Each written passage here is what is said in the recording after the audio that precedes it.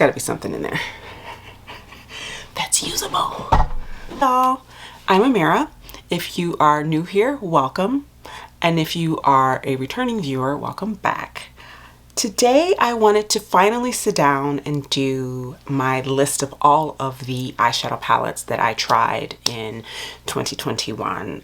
This was originally supposed to be filmed and up like a week and a half ago, but if you have read my community tab, you know that I came down with the Rona, and that put a bit of a chink in all of my plans. I had so many videos planned for this month, and I'm still gonna try and get most of them done. I feel like I can. I'm just really gonna have to haul ass and film.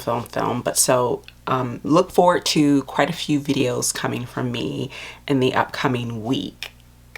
But I wanted to start off with my 2021. See, I'm already on 2022. My brain is like, yes, please, come 2022. But this is my 2021 list of eyeshadow palettes that I've tried. I'm not gonna rank them. I'm not really feeling the whole ranking thing. I just wanted to give you a list, show you everything I tried, have a little chit chat about it. I probably do have a favorite in this pile, but I feel like I want to live with it a little bit more, a little longer before I really call it a favorite. But we'll get to that when I talk about it. So let's start off with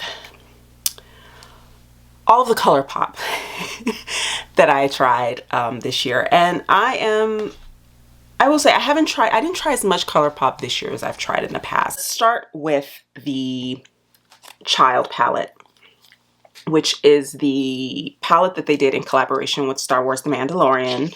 And I will show you what it looks like here. Such a pretty palette. I love The Mandalorian. I'm not a Star Wars person. I'm really not a Star Wars person, but The Mandalorian is such a good show, and I have really enjoyed it. And this palette I think is so adorable. The greens are just fabulous, and it's a really good palette. I would say I haven't used it as much as I would like to, and I'm probably gonna dip into it in this upcoming year. Just to play, I want to play more with things that I own, and so this is definitely on the list for that. But yeah, this is a super cute palette. I'm glad I own it. I've used it maybe a handful of times. Don't regret purchasing it. Adorable, good formula, solid palette. Next up is the Limoncello palette, and I went back and forth about buying this palette because I was like, it's a neutral palette with a pop of yellow and a pop of blue, but it was speaking to me. It definitely has that, you know, Tuscan Italian summer vibe, and I'm here for that. And I finally bit the bullet and bought this, and I'm so glad I did. The formula is absolutely beautiful, and this blue is so beautiful on the eye. The formula is just so pigmented and just, it's beautiful. It's a beautiful palette. So Limoncello, very happy to have that. No regrets. Next up is Lush Life, and this was from their summer collection. And this is what it looks like. I don't want to blind you, but this is what it looks like.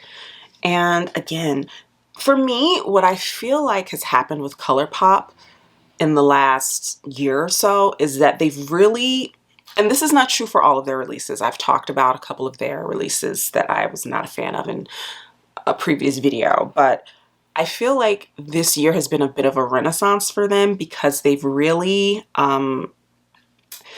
gotten back to curating actual color stories. And I really wish that they would stick to doing that, at least when it comes to their own releases. Maybe with collabs it's not as easy, I don't know, but I feel like for their, you know, direct and independent releases, I feel like them doing color stories like this and color stories like Limoncello and color stories like another palette I'm gonna talk about next, it proves that they can do that, and I really wish that they would stick with that, and because it's what I loved about ColourPop eyeshadow palettes, and they got away from that for a while, and I feel like they're finally maybe inching their way back to doing really fun color stories. And in that, on that note rather, the Tinkerbell palette. I still have the blue from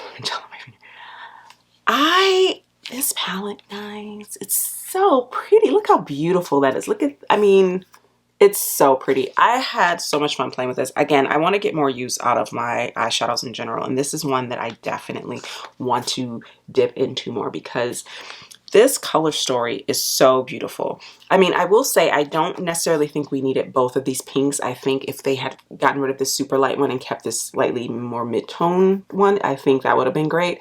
But that's just me nitpicking. I think this is a beautiful color story. I really do. And it's a beautiful formula. And yeah, I really enjoyed that palette. And then I have the ColourPop Wild Child palette. And I've used this on my channel. I purchased this.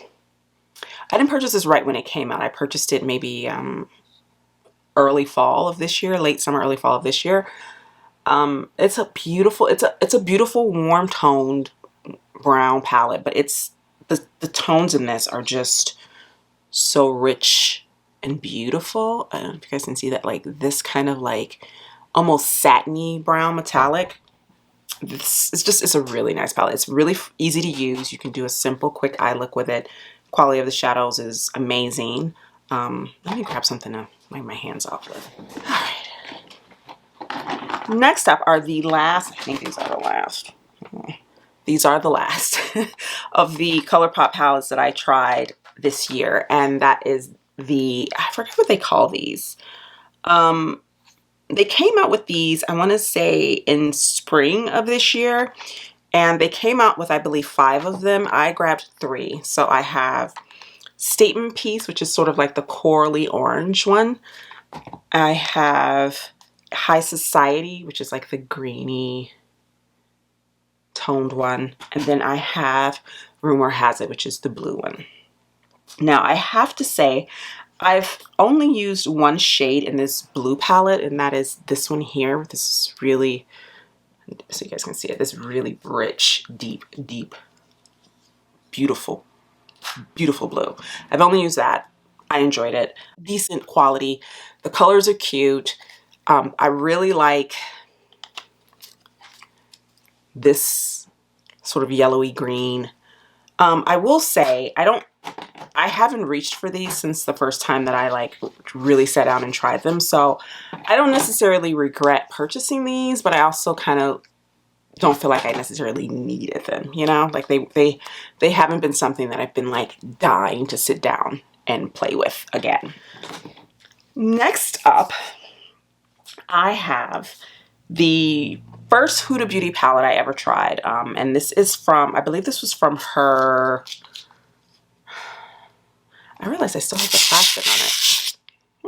I'm really bad about that, about like removing plastic and the inserts. I just leave that stuff on, and in a way it kind of keeps things looking nice for longer. But whenever I'm filming these videos, it's the first Huda Beauty palette I've ever tried, and this was the Mercury Retrograde palette, and I got this on sale in the summer of this year, and this is what it looks like. Beautiful palette. I will say I have very mixed feelings about this palette. I think it's beautiful. I think the metallics and shimmers in this palette are chef's kiss, but the mattes are subpar. And when I say that, I don't mean that they're bad and they're unusable.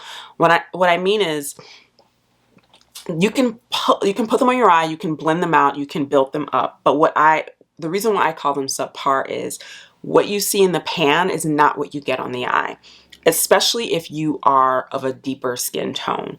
These shades come off far lighter than they are in the pan, and they come off sometimes a completely different shade.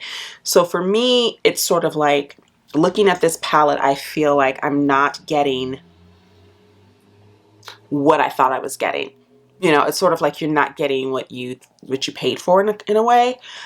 So when I sit down to use this, I really have to think hard about the looks that I create, because of the fact that I know that these don't look on the eye the way they look in the pan. So these neutrally tones are actually very pink and very rosy. So there actually aren't any neutral tones in this palette. Even if you look at it, you know, from afar and you go, oh, those are neutrals. Nay, they're pink. They're pink. You know, Huda's obsessed with pink. She hasn't quite grasped the idea of what a neutral is supposed to be. I'm just putting it out there. And I will say that if you are of a deeper skin tone, deeper than me, these will look ashy on you. These will look very ashy on you because they're just kind of chalky in tone. You know, like this is supposed to be a brown. It's like a chalky mauve tone. But the saving grace of this palette are the metallics. The metallics are beautiful. And like I said, guys, I had a whole bunch of stuff planned that I wanted to go over, and I'm still working on my Duping the Vibes of the Rose Quartz palette. I don't know if you guys still want to see that. I mean, it's kind of, I feel like that palette is kind of old news now. You know how with the way YouTube works. If you still want to see that, let me know. I have a couple of other Duping the Vibes that I have in mind that I would like to do for palettes that are a bit more recent in release. But yeah, let me know if you still want to see that. I will say that there's a couple of shades in there that I'm kind of struggling to dupe out, and I think it's more not that they're that unique, but I just don't necessarily have anything close to them in my collection. But I'm thinking, what if I do decide to go ahead and do it, I'm only going to dupe out the metallics in that palette, because the metallics are really the stars of the show in most of Huda Beauty's palettes. So if you just want to see me dupe the vibes of the metallics and shimmers in the Rose Quartz palette, let me know in the comments below. Next up is the second Huda Beauty palette I ever tried. So I only have two in my collection. I have the Mercury Retrograde and I have the Jaguar palette. And this palette, I freaking love. I love it. It's beautiful. I talked about this palette in my favorite palettes for fall, and it's just, I mean, it's a great palette for winter too. I mean, look at those shades. Those are perfect for winter, you know? Again, the star of the show with these are the metallics. I mean, they're just stunning. They're like creamy and just beautiful shades. Beautiful shades. I've only used the black in this. I haven't touched any of the mattes in here. I wasn't honestly even interested in any of the mattes in that palette because I kind of, after trying Retrograde, kind of knew that the mattes weren't going to be where it was at for me, but I was still very interested in the metallics. And this is a beautiful palette. And it's only $29. I feel like her larger palettes are a bit overpriced. They're about 67 bucks. I think that's a bit overpriced for the quality, but I think her minis that are, I think, 29, worth the money. At least this one. Next up, I have the Uoma Beauty Coming to America Royal Heritage palette. And I'll show you what it looks like there. This palette is beautiful. I haven't played with it much recently, but for me, the stars of the show are this row of metallics. They're super flaky and reflective and beautiful and just, I mean, look at that. How pretty is that? They're such lovely, lovely metallics. The mattes are good too. Like, I'm not gonna say that the mattes are bad. They're not. They're just, for me, what I get most out of this as far as enjoyment goes is playing with the metallics. And again, like I said, I haven't played with this much recently, but I had a lot of fun playing with this in the spring when it first came out. I used it quite a few times.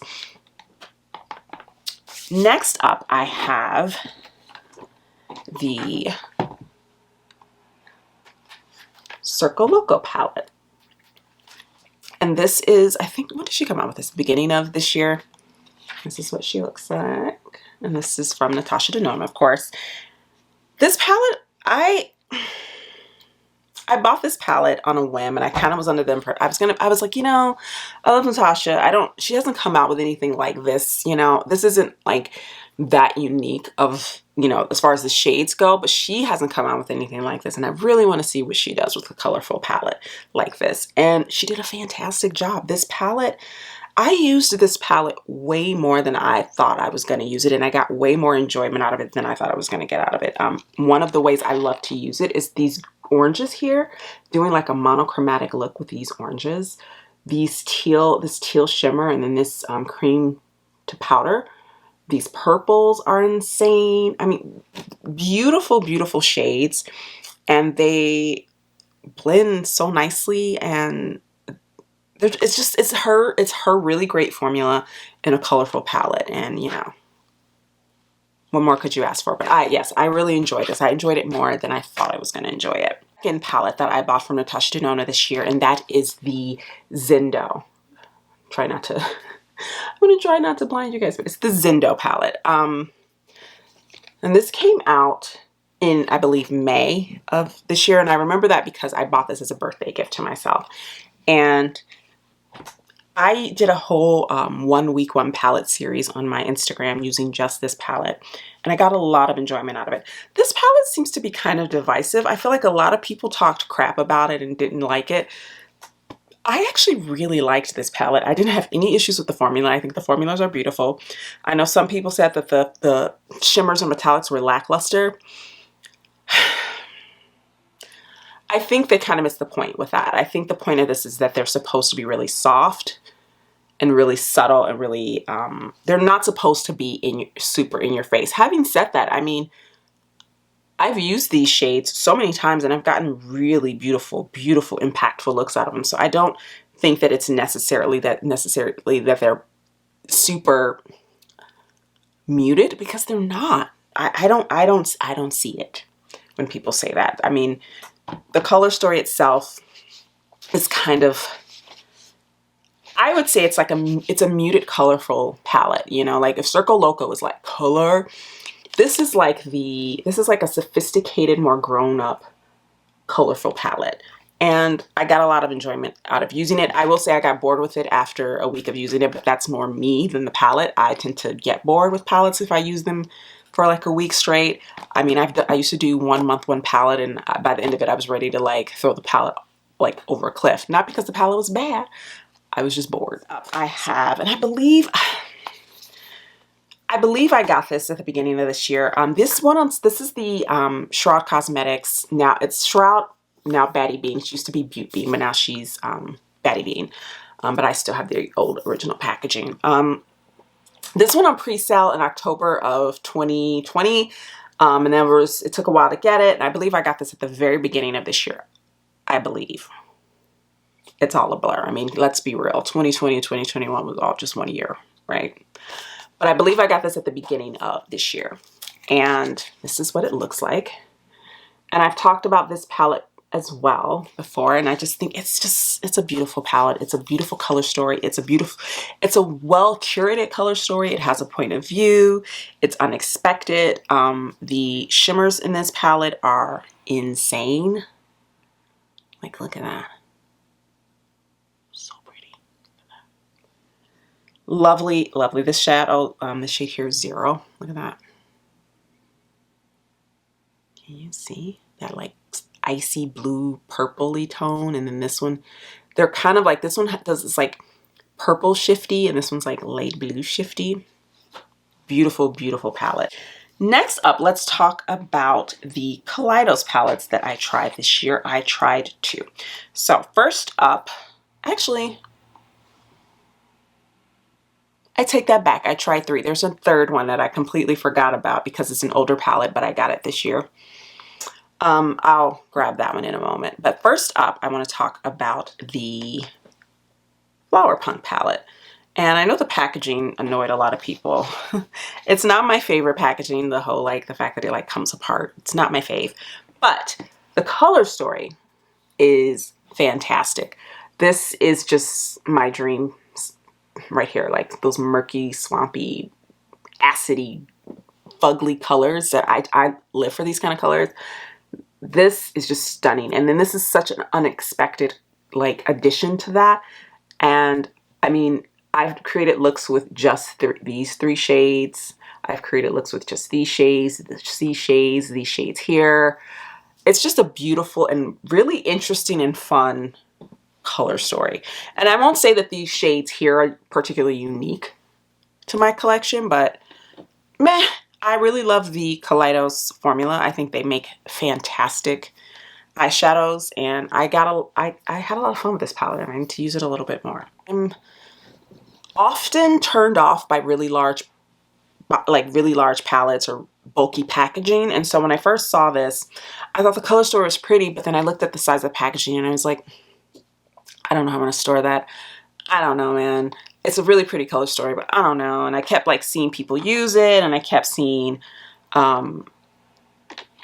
people talk about it, and then finally when it came back in stock, the final restock, I grabbed it, and that is the Kaleidos Club Nebula palette, which was their collaboration with Angelica Nyquist, who's one of my favorite YouTubers. And this is the color story. This palette is lovely, and the thing is that I haven't used it that much. It's one of those palettes that I look at it and I'm like, oh my god, this is so pretty, I need to use it more, and then I don't, and then I'm irritated with myself for that. But I am doing a duping the vibes video for a specific palette that came out recently over the holidays. And I remember looking at that palette and going, wow, that's really pretty. That's really pretty. What does it remind? There's some shit. I'm like, I feel like I have that color story somewhere. And I immediately thought of this palette. So in that upcoming Duping the Vibes video, you will see this palette revisited. But this color story is so pretty. And the mattes are insane. The mattes are so good in this palette. So good. So I hadn't grabbed the third one that I had completely forgotten that I'd gotten. And the reason why is because it's an older palette, and for some reason I thought I owned it, and then when I was looking at my collection I was like, no, you don't.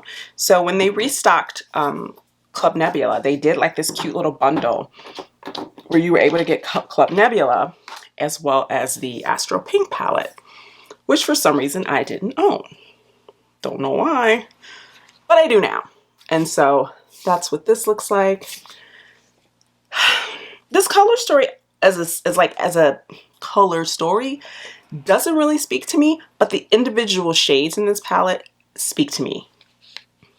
Like this, look at this shade. Look at that.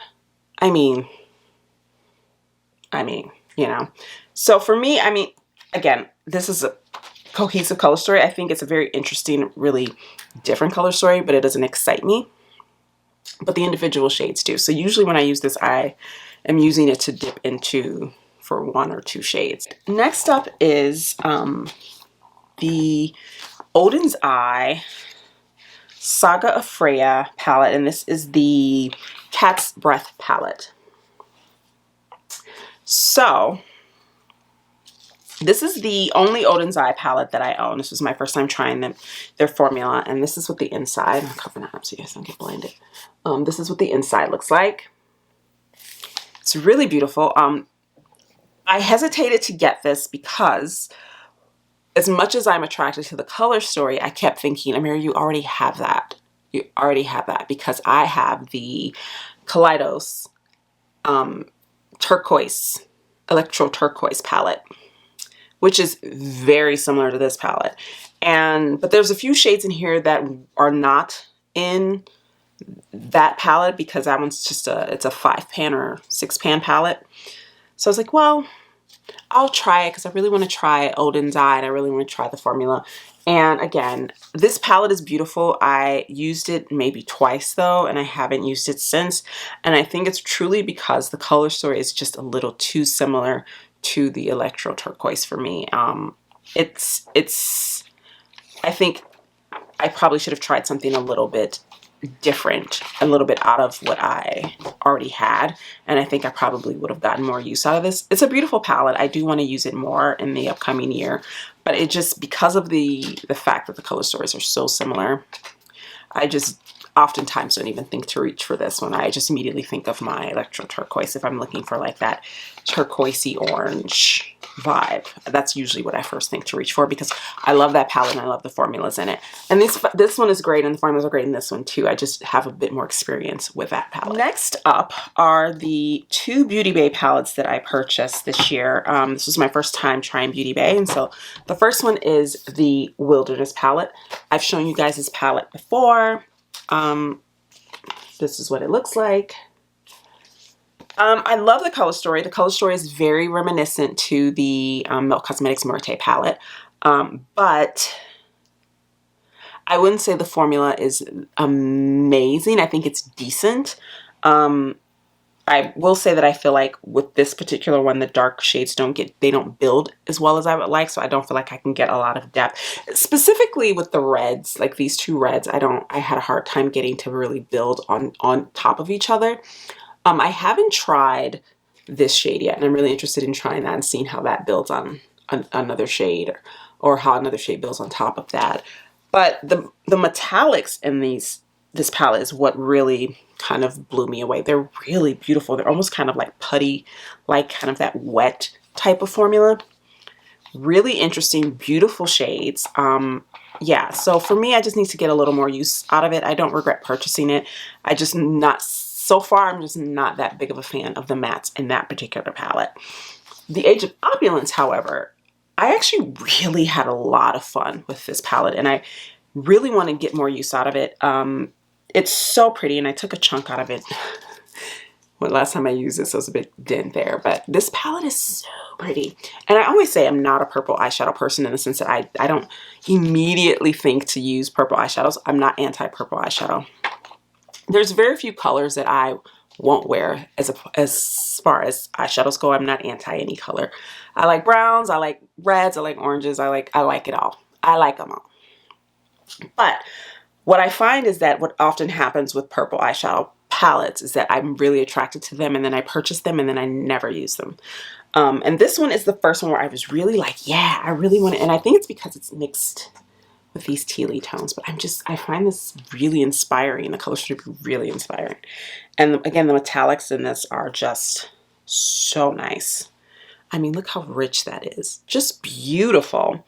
So yeah, this one I was a pleasant surprise. I kind of bought this one on a whim. I was originally just going to get the Wilderness, and I threw this in at the last minute, and I'm actually really glad that I did, because I really enjoyed this. And honestly, if I had just gotten this one, I don't know if I would have tried any more Beauty Bay palettes. Next up is the Kaleidos Cosmetics Meet Me in the Underworld palette. This is what it looks like. Beautiful palette. I mentioned this as one of the palettes, my favorite palettes for fall to wear, and I still think this palette is stunning. It's so pretty. And I'm not a huge berry tone person, but I love the berry tone shimmers and metallics in this. Like this shade here is just this coppery. It's so pretty. And again, there are those murky greens again. And that's why I'm putting a moratorium on me purchasing murky greens, because I have murky green eyeshadows for days and days. Like I can't throw a stick in my eyeshadow palette collection without hitting the murky green. So yeah, beautiful formula. Really, really great. I think this was her first or second palette. This is an independent indie brand. It's just one woman who runs this business, and she's done a fantastic job with this. The quality is stellar. Let's do this palette here. Now, I've had my eye on this palette forever, and when it first came out, I had a friend of mine who was like, oh, I really want that palette, it's so pretty. And I was like, man, it's so boring, girl. Why do you want that palette, girl? We've talked about how I do this to myself, where I will talk crap about a palette, and then I will purchase a palette, the same palette, later on.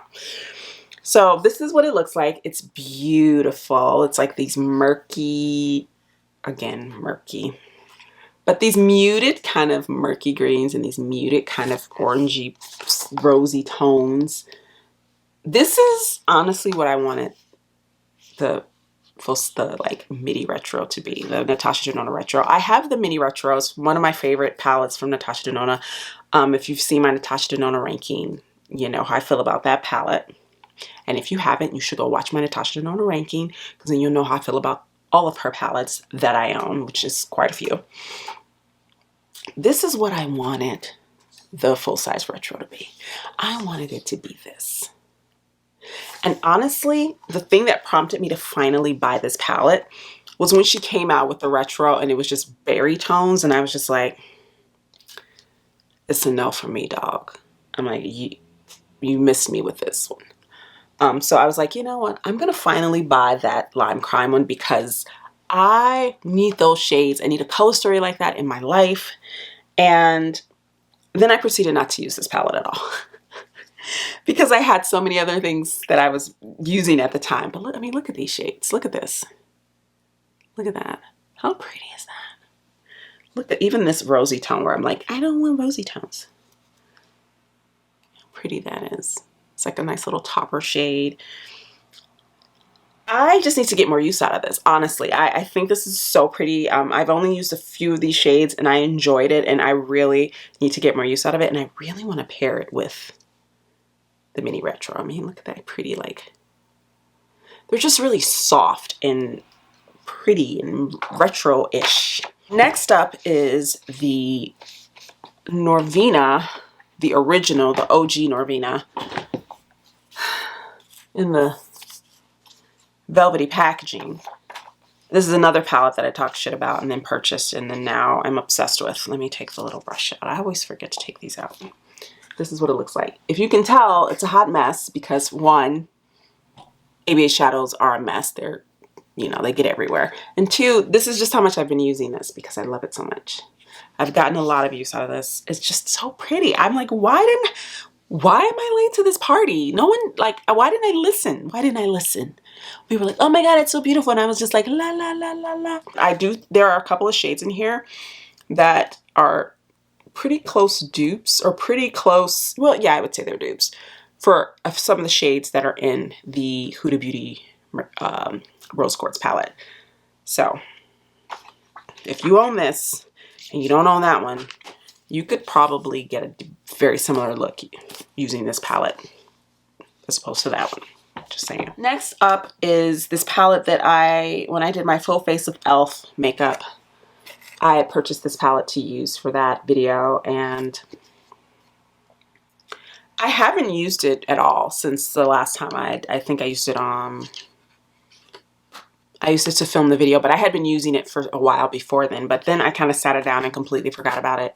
It's a pretty palette. It's just, for me, these shades are lovely, but I have these shades in other palettes, specifically these shades right here, this like light green, and these are in the Lime Crime palette, and I kind of would rather reach for that one than reach for this one. It's not a bad palette. The shades are very, very soft. I mean, if you're looking for pigment, you're not going to find it with that. But again, that's not necessarily a bad thing. I think that palette is one of those, I mean, it's called the New Classics. So it's a classic, very soft, neutral palette. Next up is the MAC Feast Your Eyes. I keep wanting to call this the Fancy Feast palette. I did a video with this. It's okay. I'm not like wowed by it. I feel like they were going for Natasha Denona cream to powder-esque type formula, and they kind of missed the mark a bit. It's not bad, but it's not fabulous. Next up are well, actually, let's do this one first. This is the Pat McGrath Venus in Fleurs Voyeuristic Vixen Quad. It's a mess because it's so flaky, but there it is. I did a video with this one as well where I was comparing it to another quad from her that I will show you in a mo. But that's what this one looks like. And the shade that won me over was this one. I mean, I'm just going to tell you, it's this one. It's this flaky, duochrome-y deliciousness here. This bronzy shade is also really lovely. Those are the shades that won me over. I have no regrets as far as purchasing that. It wasn't cheap. No Pat McGrath stuff is. But it's a quality quad. And what I will say about this is that it's one of those things where it's like, it's very basic on the surface until you really start using it and you really realize how beautiful like shades like this are. And you can do a simple look. You can put this shade all over the eye, or you can do something really beautiful and put this in the corner and then put that all over, you know, put this in your like crease and outer corner and then put that all over the lid, and you'll have this really special, impactful look. So that's the thing about Pat. A lot of her seemingly basic things is that it's all about the formula, and once you really dig in and you really touch the formula and you really get your hands on it and get a feel for it, you get to see how special and unique the formula and the shades really are. And that doesn't always translate on camera. Next up are her two holiday quads. Bronze Borealis, and this is the one that I did the comparison with versus Voyeuristic Vixen, excuse me. This is it. My feelings about this remain the same. It's not bad, but it's not like groundbreaking. And I will say that comparing these two, this is the better quad. Like Voyeuristic Vixen is the better quad of the two, because it has a formula in it that is really beautiful and special and unique. And this is more soft shades and two metallics. Not bad, but nothing, you know, that you probably don't already own. If you own a lot of eyeshadow, you could probably dupe this out. There's nothing in here that's super unique, even for Pat. So that's my feelings on that one. The next one is, of the two quads, this is the one that I enjoyed playing with the most, which is Deep Space Divinity. And this is what it looks like.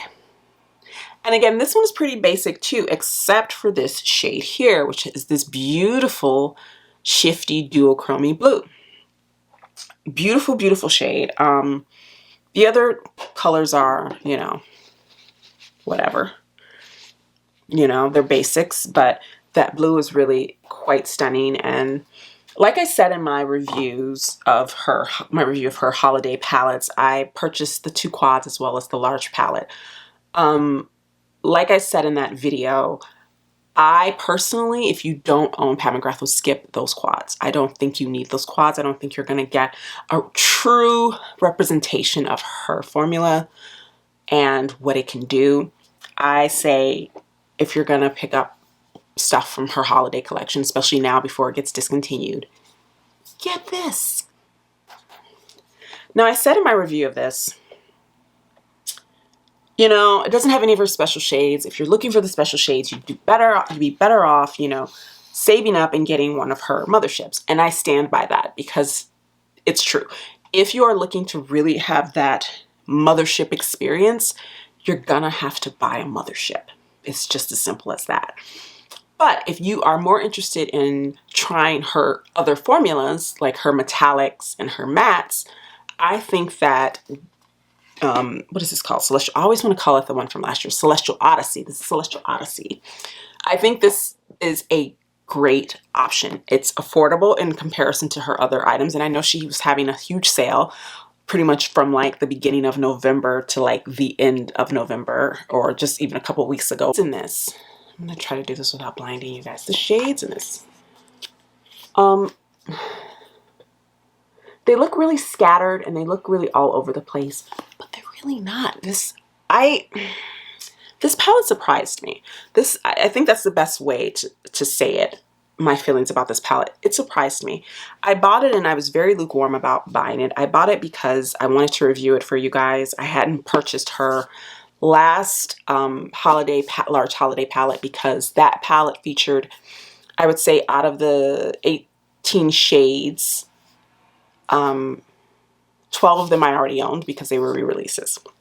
So it just didn't make sense for me to purchase that palette.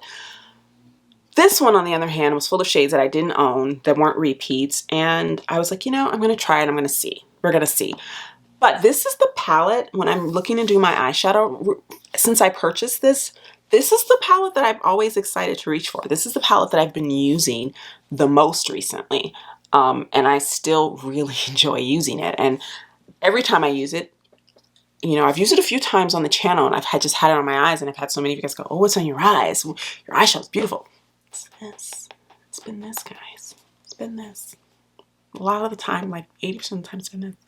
And I just think it's a lovely palette, and get your hands on it before it gets discontinued. Her large holiday palettes tend to get discontinued. She doesn't usually hold on to those. So I say if you're interested in that, get it while the getting is good. That is every palette that I tried in 2021. Like I said, I didn't rank anything. I just don't have the mental bandwidth for that right now, guys. I mean, I'm sorry. I can't do it. But you've got to hear all of my thoughts about each palette. I mean, I guess if you needed an absolute ranking for what would be number one,